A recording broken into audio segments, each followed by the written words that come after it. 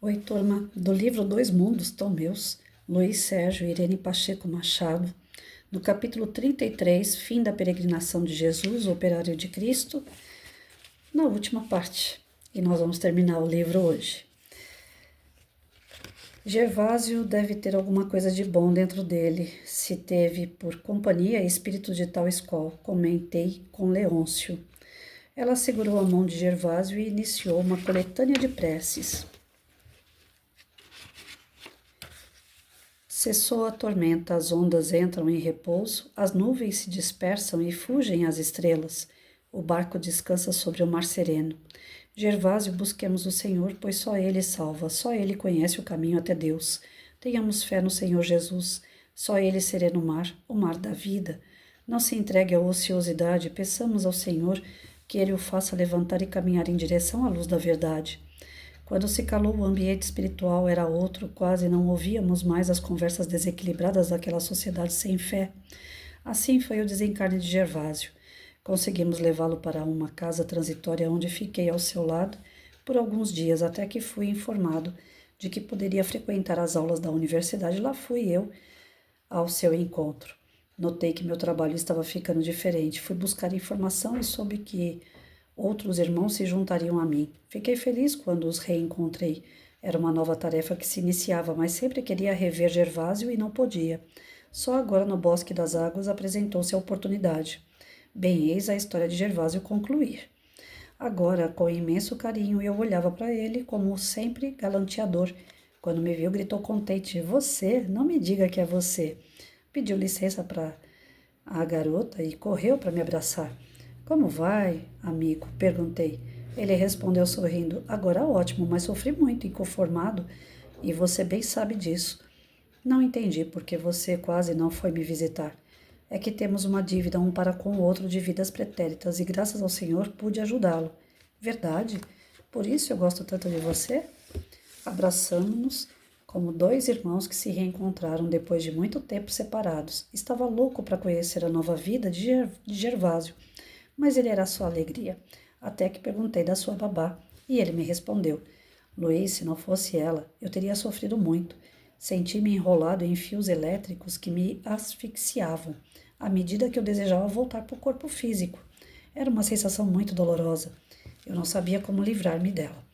Quando Minéia iniciou a oração, meu perispírito foi ganhando energia. Antes, ele estava dormente e eu não conseguia locomover-me. Meu corpo perispiritual voltou a ter vida. Eu me livrei do corpo físico que tanto admirava e comecei a chorar. Isso tudo você sabe, pois também muito me ajudou. Depois fui levado para uma casa de recuperação chamada Transitória e lá recebi meus primeiros socorros. Mas vivia sofrendo porque minha família, que não acreditava em nada, começou a correr atrás de médiuns e infelizmente muitos deles entregavam mensagens apócrifas que tornavam meu pai ainda mais materialista, e eu sofria correndo para casa tentando me fazer visível, até que um dia fui levado a Enoque, o raio de sol de Jesus, que me recebeu com amor ensinando-me a calçar as alpargatas da humildade. Não está sendo fácil, às vezes sinto saudade dos carrões, das garotas e gostaria de namorar. Então me recordo das zonas trevosas onde o homem não grita, uiva, onde não se alimenta, não se veste, enfim, não vive, vegeta, e me contenho. Trabalhar com Raito é difícil, ainda mais que só o faço nos umbrais. Ainda não vou ao plano físico, sabe, não é? O papai aqui continua lembrado pelas meninas. Enoque é uma estrela de Cristo e quem trabalha com ele muito tem a aprender. E você, Luiz, o que faz? Perguntou olhando Sara e Karina com aquele olhar de artista de novela. Estas são Karina e Sara, suas discípulas de Jesus, falei. Duas discípulas de Jesus, falei. Ele me compreendeu respeitosamente e cumprimentou as duas. Ainda conversamos muito e fiquei feliz pelo meu amigo, que hoje já busca servir ao semelhante. Na despedida, ele me pediu: quando for trabalhar no plano físico, você me leva? Prometo me comportar direitinho. A promessa me fez rir, e assim deixamos Gervásio no Bosque das Águas. Quem foi ele em sua vida? Perguntou-me Karina. Um dia eu conto. Até lá, vamos caminhando pelas estradas floridas de Jesus, porque só Ele conduz ao Pai. Por falar em Jesus, por que você relutou em falar sobre a crucificação? Por nada, apenas gosto do meu Cristo, leve, diáfano, belo, dizendo a toda a humanidade: levanta-te e anda. Eu espero por todos. É tão bom saber que Jesus ama o pobre, o rico, o feio, o belo, o pecador, o justo, que onde estiverem 2 ou 3 pessoas orando, ele estará presente. O meu Jesus vive em caridade, não está preso na letra, nem armado de chicotes, ferindo os que não pensam como ele. Não o vejo defendendo religião alguma ou apontando erros e desmoralizando em nome de sua doutrina. O Cristo que conheço, que aprendi a amar, é justo, é bom, é infinitamente caridoso, porque perdoa. Ele é digno de Deus, por isso recebeu a terra, para transformá-la, assim como a todos nós, espíritos ainda tão endividados. O Cristo que amo ensina-me a respeitar meu trabalho, ainda mais o do meu próximo. Não grita acusações duras sobre quem não o ama. Ao contrário, dia após dia, ele chama seus irmãos para se tornarem operários do Pai. Feliz daquele que o escuta, pois Cristo é o maior dos mestres. É por isso, Karina, que eu amo tanto Jesus, porque ele é o irmão, é amigo que posso abraçar e sentir em meu coração, porque o seu perfume chega até as pessoas que me rodeiam. Ah, Luiz, como seria bom se todos pensassem assim, na doutrina do Cristo. Quantas contendas seriam evitadas. Mas ele é maior do que todos os que têm tempo para brigar. Se os espíritas não se conscientizarem de que vieram para pregar o amor e não o ódio, logo teremos a doutrina dividida. E isso é muito triste, porque Kardec a codificou por ser ela o consolador. A doutrina é um lago cujo barco, as casas espíritas, deve estar repleto de bons cristãos, para que esses pesquem almas pecadoras e sofridas. Agora, bater no peito e brigar com os próprios confrades é não conhecer o Cristo e fermentar a discussão entre os seres, e infeliz daquele que usar a doutrina para seus ataques. Volto a dizer, o espírita tem de se tornar um operário de Cristo, e nem todos os operários possuem cultura suficiente. No entanto, qualquer operário tem por dever possuir caráter. Por isso, não podemos exigir de um operário humilde o mesmo conhecimento que julgamos possuir. Luiz, mas você é contra defender a doutrina? Perguntou Sara. Não, ao contrário. Entristece-me, por demais algumas casas espíritas não adotarem uma posição definida. Ou são espíritas ou não são. Muitos julgam que os orientais com quem trabalho usam turbantes. Estão muito enganados. Eles são mais cristãos do que muitos que dizem acompanhar o Cristo. Os lanceiros são emissários de Maria. Dizer-se espírita e colocar turbante nos lanceiros é falta de conhecimento. Creio, Sara, que cada seita deve ser honrada e não se desejar abraçar a todas, porque assim não se ama nenhuma. Quanto a defender a doutrina, eu só posso dizer que adoro Cristo e Kardec, e quem desejar conhecer a grande alma que foi Kardec é só ler o que nos revela o que é Espiritismo escrito pelo codificador. Bem, chega de reclamação e vamos trabalhar, falou o legário que chegara com Hilário. Onde vamos, chefe? Até o instrutor. Quando lá chegamos, entregamos o livro e Rufino falou-me. Luiz, não sei se tens conhecimento de que muitos dos teus leitores não gostam das aulas do teatro vivo. Sei, irmão, mas não me importo. Um dia eles irão compreender melhor as escrituras. Devo acrescentar, Luiz, que quem estuda a doutrina tem por obrigação buscar as verdades nas escrituras, e nelas a doutrina se encontra real e linda. Como se pode compreender que quem se diz espírita nada conhece do livro sagrado? A Bíblia deve ser respeitada. Se nela existem erros, não somos nós espíritas que iremos adulterá-la. O que precisamos é, no caso de sermos acusados de falsos profetas, nela buscarmos a revelação espírita. Se a estudarmos com carinho, teremos como dialogar com os acusadores. Ser contra a Bíblia é uma demonstração de medo, e só tememos aquilo que não conhecemos. Por isso, nesse livro estudamos mais uma vez o Antigo Testamento, e veja bem, quanto descobrimos de verdades espíritas. Gosto muito dessa passagem dos Provérbios, capítulo 25, versículo 8. O que teus olhos viram, não o descubram, precipitação numa contenda, para que não aconteça mais tarde, não possas reparar, depois de teres difamado o teu amigo. Encontramos também na Epístola dos Romanos, capítulo 12, Versículo 20, o amor e o respeito ao próximo. Gosto também quando Paulo diz que quando beneficiamos o inimigo, estamos tentando despertar o remorso, levando-o ao arrependimento e ao reconhecimento. E Jesus, Luiz Sérgio, apresenta como razão do amor para com os homens o fato de que todos são filhos de Deus. Quem se dispõe a brigar por religião não conhece e não ama a sua. Aqueles que fogem nas Escrituras não desejam conhecer a verdade espírita, porque no Antigo Testamento se encontra o alicerce da doutrina espírita. É verdade, Rufino, muitos leitores não gostam dos meus relatos bíblicos. Um dia eles verão o erro em que estão incorrendo. Irmão, qual a passagem do Antigo Testamento que mais gosta de ler e meditar? E onde pode ser encaixada a doutrina espírita?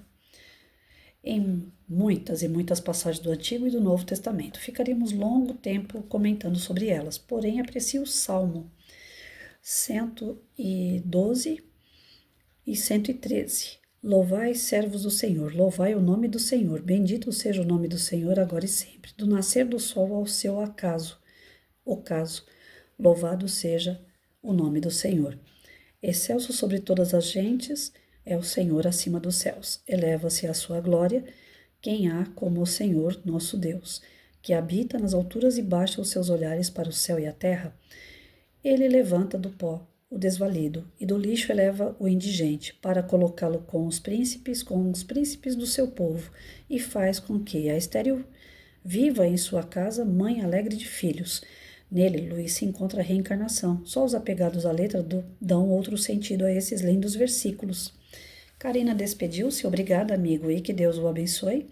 Fui o último a me despedir, e quando o fiz, abracei-o bem forte, e as lágrimas deram brilho aos meus olhos. Na próxima semana apareça aqui, novos trabalhos nos esperam. Até lá, não deixe de estudar. Obrigado, amigo, que Jesus lhe guie os passos. Falei retirando-me. Os outros me esperavam no jardim, isto é, Sara e Karina, porque Hilário e Olegário ficaram lá dentro com Rufino. Queridas, vamos mergulhar no mar do descanso para voltar com força total. É isso, Luiz, mais um passo para frente. Um beijão em vocês duas e até outra vez. Abracei-as e fui saindo bem devagar, assobiando cabelos brancos que fiz para a vovó. Com que saudade eu estava, não via a hora de abraçá-la. E para minha casa corri. Quando entrei, vovó Margarida bateu palmas feliz. Luiz Sérgio, você chegou, que bom. Não aguentava mais de saudade, sabe? Luiz, tia Ana tem vindo aqui sempre, plantou até uma roseira que dei o nome de Zilda. Por que Zilda, vovó? Porque ela é minha filha e foi muito boa para mim. Ela e o Júlio cuidaram de mim. Agora você sabe o que eu sei, vovó. E gosto que o seu coração repleto de amor só agradeça a todos, porque ninguém foi mais amada do que a senhora. É mesmo, falou sorrindo. Tenho saudades, muitas saudades de todos. Trouxe notícias de... Vovó, estou de volta pra gente matar as saudades. Falei, pegando-a no colo. Ela dava gostosas gargalhadas e eu me sentia mais feliz das criaturas por ter encontrado dois mundos tão lindos e tão meus. O servidor de Javé, Canto de Triunfo, Isaías, capítulo 42. Eu acho que é isso, gente. Tem hora que coloca número romano aqui e a professora se enrola, mas eu acho que é 42. Eis aqui o meu servo. Eu o ampararei, o meu escolhido nele, pôs a minha alma a sua complacência. Sobre ele derramei o meu espírito, ele promulgará a justiça às nações. Não clamará nem fará acepção de pessoas, nem a sua voz se ouvirá fora. Não quebrará a cana rachada, nem apagará a torcida que ainda fumega. Fará justiça conforme a verdade, não será triste nem turbulento, até que estabeleça na terra a justiça, e as ilhas esperarão a sua lei. Eis aqui o que diz o Senhor Deus, que criou os céus e que os estendeu, o que firma a terra e as plantas que dela brotam, o que dá o fôlego ao povo que está sobre ela, e o espírito aos que a pisam. Eu sou o Senhor que te chamou em justiça e te tomei pela mão e te conservei, e te pus para ser a reconciliação do povo para a luz das gentes, para abrires os olhos dos cegos e para tirares da cadeia o preso, da casa, do cárcere, os que estavam sentados nas trevas. Eu sou o Senhor, este é o meu nome. Eu não darei a outrem a minha glória, nem consentirei que se tribute aos ídolos o louvor, que só a mim pertence. Aquelas predições que foram as primeiras que vos fiz, vede como elas já se cumpriram, também eu agora anuncio outras de novo. Vô-las farei ouvir antes que sucedam. Cantai ao Senhor um cântico novo. Ressoe o seu louvor desde as extremidades da terra, vós os que desceis ao mar, e a sua plenitude, vós ilhas e seus habitantes. Levanta-te, levanta-te, levante-se, levante-se o deserto e as suas cidades. Quedar habitará em casas. Louvai, habitantes das rochas, eles clamarão desde o alto dos montes. Darão glórias ao Senhor e anunciarão na ilha o seu louvor. O Senhor, como valente que é, sairá a campo como varão guerreiro, suscitará o seu zelo, vozeará e gritará, sobre seus inimigos se esforçará. Tenho-me sempre calado, estive posto em silêncio, fui sofrido, falarei como o que está com dores de parto, destruirei e devorarei tudo ao mesmo tempo. Farei desertos aos montes e outeiros, e secarei toda a tua verdura, e tornarei os rios em ilhas, e esgotarei os tanques, e encaminharei os cegos para a estrada que não sabem, e fá-los-ei andar por veredas que sempre ignoraram. Mudarei as trevas diante delas em luz, e os caminhos torcidos em direitos. Estas maravilhas fiz a favor deles, e não os desampararei. Voltaram para trás, confundidos sejam com extraordinária confusão os que põem a sua confiança em imagens de escultura, os que dizem as estátuas de fundição. Vós sois os nossos deuses. Surdos ouve, e vós cegos abri os olhos para ver. Quem é o cego senão o meu servo? E o surdo senão aquele a quem eu enviei os meus profetas? Quem é o cego senão o servo do Senhor? Tu que vês tantas coisas não o observarás?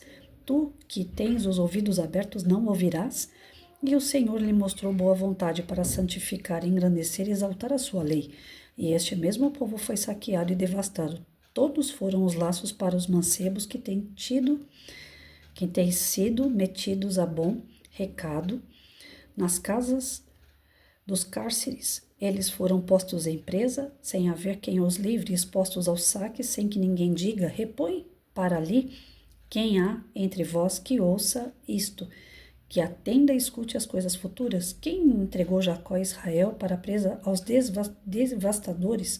Acaso não foi o mesmo Senhor contra o qual pecamos? E eles não quiseram andar nos seus caminhos, nem obedeceram a sua lei, e derramou sobre eles a indignação do seu furor. E uma forte guerra queimou-os em circuito, e eles não o conheceram, incendiou-os, e eles não entenderam. Aqui, leitor, termino mais um livro. Talvez não tão bonito quanto você gostaria que fosse, mas para mim ele é um pedaço do meu coração. Um filho querido que coloco em suas mãos para que possa conhecer um pouco no mundo onde vivo. Aceite um abraço do irmão Luiz Sérgio. Ai, ai, ai. Nossa, parece que a gente bate um papo, né, com o autor. Chega no final, nossa, tô toda arrepiada. Para encerrar o livro, eu acredito que a gente só tem uma coisa a dizer, né? Gratidão. Porque a espiritualidade traz pra gente esse bálsamo de conhecimento, de luz, de sabedoria, esses ensinamentos que fazem com que norteiem as nossas vidas, que muitas vezes a gente escolhe caminhos errados. E a espiritualidade vem através de amigos que estão encarnados, amigos desencarnados, através de literatura. Não é que seja um manual, mas um código que a gente pode seguir, né, sem medo. Eu acredito muito dentro dos princípios doutrinários que quando um espírito de luz traz para a gente uma mensagem, é porque Deus antes disso já leu a carta e ele já assinou que está tudo certo e a gente pode seguir sem medo. Então eu nem sempre fui assim, né? Eu já falei aqui no canal que eu sou muito Santomé, mas essa Patrícia Santomé, ela está sendo transformada como se fosse uma pedra bruta mesmo. Eu tenho tomado várias chibatadas, e não chibatadas doloridas, mas cheias de amor pela divindade, que vem me transformando diariamente. Não que eu seja uma pessoa boa ainda, estou longe de ser, mas eu tenho compreendido uma série de coisas que os meus olhos físicos não permitiam acreditar.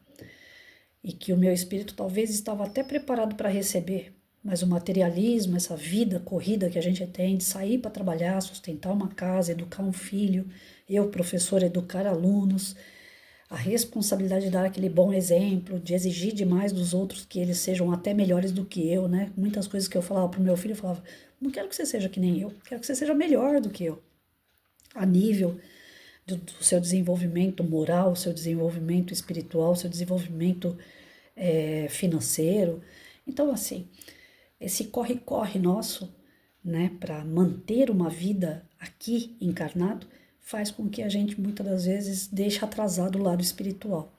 E hoje que eu tenho esse tempo para me dedicar ao lado espiritual, eu tenho visto assim algumas chibatadas muito claras, mas cheias de amor e carinho da espiritualidade, que falam assim, poxa, você pegou o caminho errado, filha, mas vamos lá, tá na hora de você acertar o passo. E aos poucos, não é de uma vez, mas aos poucos eu estou pegando esse caminho. Então eu só termino o livro, né, agradecendo a espiritualidade, agradecendo a Deus, porque nós somos amparados. Eles trazem notícias, né? É o cúmulo quando eu escuto alguém dizer assim, ninguém nunca veio de lá para dar notícia. Eu não acredito na vida após a morte, porque ninguém nunca veio de lá para dar notícia. Mal sabem essas pessoas que o que não falta são espíritos como o Luiz Sérgio, que trazem notícias do mundo de lá. E em detalhes ricos de experiência, ricos em sabedoria e como eu falei, com um guia, né, um código de conduta, de ética, de moral que nós podemos seguir de olhos fechados.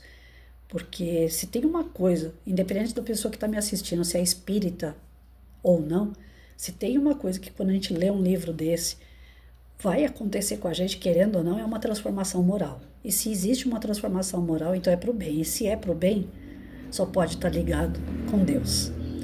Semana que vem, livro novo. Obrigado para quem acompanhou. Ah, e detalhe, uma coisa que ele falou aqui, que eu já estava esquecendo de comentar. Todas as vezes que eu pego um livro motivacional, de incentivo, com palavrinhas mais simples, assim, mais claras, sem muita volta, sem muito aprofundamento, eu vejo que pelo YouTube dá 80, 90 visualização. Quando é um estudo mais profundo, né, que exige da gente uma reflexão maior, como foi dito aqui no texto, as pessoas não querem ver, as pessoas não querem ouvir, as pessoas não querem estudar. E aí, eu até em alguns momentos eu falei assim, eu acho que eu vou parar de fazer leitura, né, porque motivacional tem um monte, não precisa da Patrícia para isso, né? O que eu quero é justamente estudar, que eu não vejo isso. Eu vejo palestras, eu não vejo pessoa pegar um livro e estudar o livro. É difícil ter isso na internet. E agora eu entendi através do livro, né, que a gente não tem que desistir. Porque uma hora vai despertar nas pessoas esse desejo do estudo. E os vídeos, se... Eu não sei qual é a verdade sobre isso, que eu não entendo muito de internet. Mas dizem que se a gente pelo menos tem umas curtidas lá, né, o vídeo vai ficar eternizado lá na internet. O duro é quando não tem curtida nenhuma, e parece que o YouTube tira, cai, né? Não sei como é que funciona isso. Mas de qualquer forma, eu espero que os vídeos fiquem, né? Não para ter curtida, para ter compartilhamento, nada disso. Eu não quero ninguém me seguindo, eu já cansei de falar isso. Mas assim, que fique lá. Eu só tenho medo de não ter curtida e o vídeo cair, né? E o YouTube tirar. Porque são estudos valiosíssimos. E como o Espírito, né? Ele passa pra gente a mensagem confortadora do tipo assim, as pessoas podem não estar gostando agora. Podem não querer ouvir um vídeo comprido, não querer estudar mais aprofundado agora. Mas vai chegar um momento dessas mesmas pessoas que hoje não querem ouvir, ver, ler, estudar, elas vão despertar e vão encontrar o material e vão ver o tamanho da riqueza que esse material é. Então eu espero que fique aí na internet por muito tempo, para que as pessoas possam despertar a tempo de curtir. Né? Eu não sou uma pessoa que lê bem, não sou uma pessoa que sabe interpretar bem, mas a obra é maravilhosa. Quem não quiser acompanhar, pelo menos na internet, alguma coisa vai despertar nessas pessoas. Falar assim, pelo menos por curiosidade eu vou comprar o livro e vou dar uma olhada. Então o livro é esse aqui, né? Do Luiz Sérgio, com Irene Pacheco Machado, Dois Mundos Tão Meus. Gente, foi uma das obras mais ricas que eu já li. Espero que chegue na mão de todos. Até a semana que vem com nova obra.